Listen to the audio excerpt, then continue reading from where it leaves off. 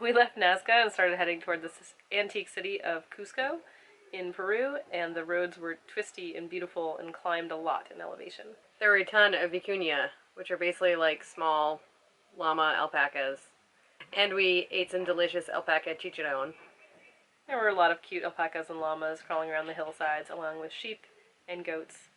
We saw this really cute baby goat. Yeah, up in the mountains, it was really, really cold, so we put on everything we had, and then immediately we descended again on the way to Cusco and had to take everything off. First thing we did when we got to Cusco after finding a place to stay was go check out the San Pedro market, which is pretty great. There's people selling pretty much anything and everything. Most excitingly, San Pedro cactus. They sell ayahuasca in Coca-Cola bottles, and it's like obviously not soda. It's pretty funny. All of the traditional Peruvian fabrics are incredible, detailed, beautiful, psychedelic. They're called mantas. Also they were selling a lot of really weird things, and I kept asking them what you use a mummified pig fetus for, and they said they were gifts for Pachamama, which is Mother Earth. We went to a performance of indigenous and traditional dances. It was pretty cool to see all their awesome costumes, and they drugged me up there and I got to dance around with them.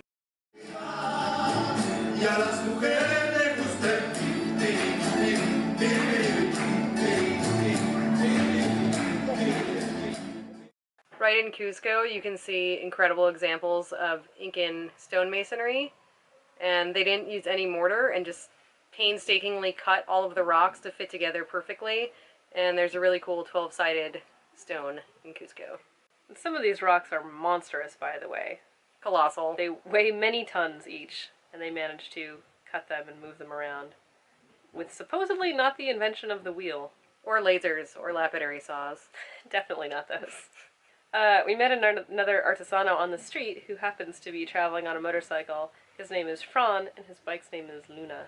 And he has an amazing giant suitcase on the back as his luggage. Did it have wheels? Yes. I feel like it had wheels. It's a rolly suitcase. Fran wanted to go to Machu Picchu also, so we invited him to come along with us for the ride, and he led us with his GPS app on his phone, because our phone died a long time ago, and took us on a really terrifying shortcut through a crazy construction zone with some really bad dirt, with all of our luggage. And Andrea was a passenger. Yeah, Matthias was riding on the back of my bike, and we almost ate it, but amazingly enough, we didn't. He had to walk some parts. Once we got off our little detour, we wound through the mountains. Extraordinarily beautiful. Some of the best riding on the trip. Possibly the best riding on the trip. In one part, we were going around the turns, and there was some loose gravel on top of the pavement, and I hit it on my bike and kind of wobbled a little bit, and then pulled over to take some pictures at an outcropping and realized Fran was not behind me anymore and started to become a little concerned. I was hoping he was just getting a photo. We waited a minute, and then just about when we were about to go back for him, he rolled up on his bike and just said, ouch. Venía doblando ahí, pisteando como un campeón, con la moto acostada por acá. Y cuando doblo para acá me encuentro con esta mierda. Toda esta mierda. Y acá. Yeah, he'd bloodied his knee pretty good, but he's doing okay. His bike survived. Yeah, had a couple holes and scratches, but not too bad. Yeah. Concha gigante. As always. Oh, That's perfecto. Perfecto. After Santa Teresa, the road turns into dirt. It's beautiful, flat, hard-packed, easy dirt, all the way to the hydroelectric plant, which is the furthest that you can get on a bike.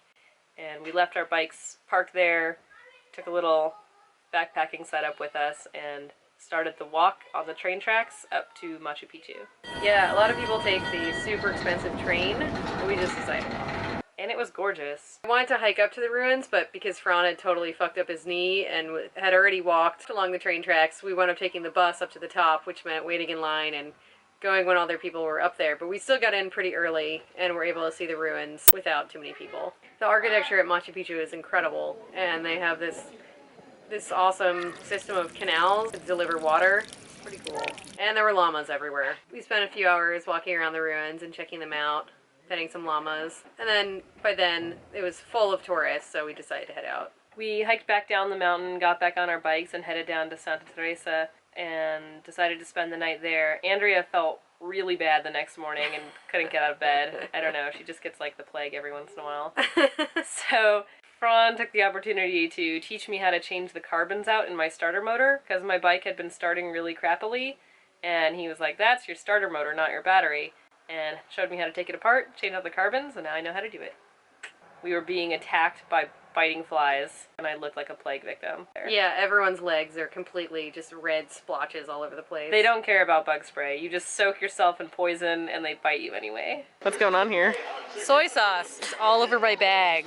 And you know what you do when you have soy sauce on your bag? This. No. Gross. Soy sauce clothes. There's the soy sauce. Soy sauce.